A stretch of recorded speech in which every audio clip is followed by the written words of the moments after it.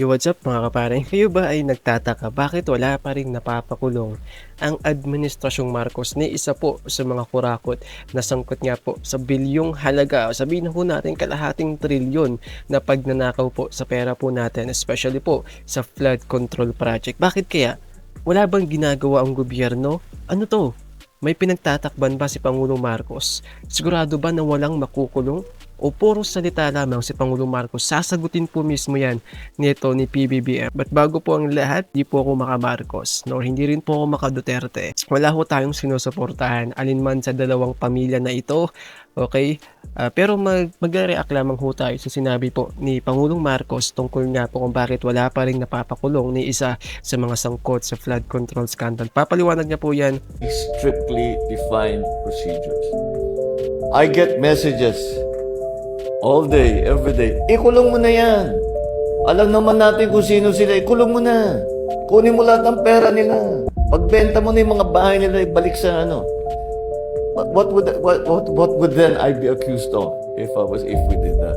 Secondly, if basta-basta lang tayo nagsasabi hindi maganda ebidensya, basta kasuhan mo na. Kung nanalo, kung ma-acquit, dahil hindi magandang pagkahanda ng kaso, technicality. Nagka-technicality. Can you imagine these people who have stolen billions from the government and from the people, nakawala dahil hindi magandang pagkahandle ng ebidensya? Basic lang naman ho kasi mga paring kahit sino ho, may iintindihan naman ho kasi to. Hindi po maliliit na tao ang kalaban ng gobyerno, ang kalaban natin. Malalaking tao po ito. Napakalaki po ng impluwensya, maraming pera. Kayang paikutin ng batas ang sistema. Kayang bayaran ng kahit sino mang korte na hahawak ng kaso nila. Ngayon, kung mamadaliin kasi natin ito, pwede po nila itong imanipula para mapawalang sala sila. O pwede ho nila itong baliktarin, 'di ba? Kaya nga po, gaya ng sabi niya, hindi po pwede na mamadaliin natin ito. Magsasampa tayo ng kaso. Ngayon, kapag napawalang sala ng korte, tayo ang kawawa, 'di ba? Alam nyo, ito mga kapare nga, limitado lang po kasi ang kapangyarihan ng presidente. Hindi niya po hawak ang korte. Pero kung hawak po ng presidente ang korte, kung ang presidente po ang magdi-decide kung ikukulong na ba nang hindi na kailangan dumaan pa ng maraming trial o maraming mga hearing, gagawin po ito ni PBBM. Sigurado po ako, kahit hindi ako maka-Marcos, nakikita ko sa kanya na talagang atat na po siya na mapakulong na itong mga sangkot sa flood control scandal. Kaso, limitado nga lang po ang kapangyarihan ng presidente. 'Di ba? Hindi niya po hawak o hindi niya po kontrolado ang korte natin. Pero kung kontrolado niya yan, kaya niya pong gawin yan. Kaso, yun nga, kailangan natin dumaan sa due process. Meron po tayong sinusunod. Due process na naman, sana ginagawa din yan kahit sa maliliit nating kababayan. Well, factual, nakakalungkot man, pero yun na, totoo yan eh. That would be much worse result. So, due process must be observed. We must make sure na alam naman talaga natin kung sino sila. Kaya tiyakin natin na makukulong talaga sila. Bulag na lang po ang tatanggi na hindi niya alam kung sino yung mga kurakot, yung mga sangkot. Kabi-kabila na ngayong pagbanggit sa mga pangalan eh. Magbubulag-bulagan pa ba tayo? Kaya eto mga kapare nga, kapag ang korte natin ay pumanig sa mga taong ito, alam nyo na po, wala talagang sistema sa atin. At sana, kapag nangyari yon, sana may kawing paraan si PBBM para, alam nyo na, para baliktarin. Alam nyo na, para kontrolin na yung mga desisyong binibigay. Kasi, harap-harapan na po yung mga ebidensya. Harap-harapan na tayong niloloko. Ngayon, kapag pumanig pa ang korte sa mga taong ito nang dahil sa pera o nang dahil sa impluwensya, ewan ko, wala na tayong pag-asa niyan kung sakali pa. Maliban na lamang kung si PBBM mismo ang may gagawing hakbang para dito. Pero sigurado naman ako hindi papayag itong taong ito. Hindi ito papayag na mapapawalang sala itong mga taong ito. Hindi papayag to mga kaparing. Sigurado tayo may ginagawa yan na hindi natin alam. Sekreto baga. confidential, sabi nga nila. May ginagawang hakbang yan, no? Sigurado tayo dyan mga kaparin. At darating din, buwan na lang siguro, mababawi natin yung pera at mapapakulong itong mga ito. At ang kanilang mga ninakaw ay ibalik sa gobyerno, ibalik sa tao. But just be yung nagmamadali. Alam mo yung naibalik na yung mga ninakaw sa gobyerno tapos nanakawin ulit ng mga congressman, mga contractor, no? Yung tipong yung congressman atat na kunin yung mga ninakaw ng isang congressman tapos nung naibalik na siya naman yung nagnakaw. Grabe, di ba? Wag naman sana mangyari yun. Yung hindi maaari yan.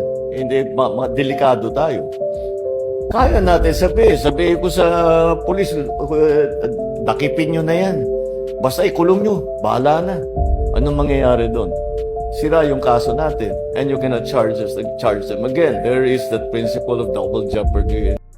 May point nga naman po si Pangulong Marcos mga pare. Yun nga po tinatawag po natin na gamitin po natin yung common sense, di ba?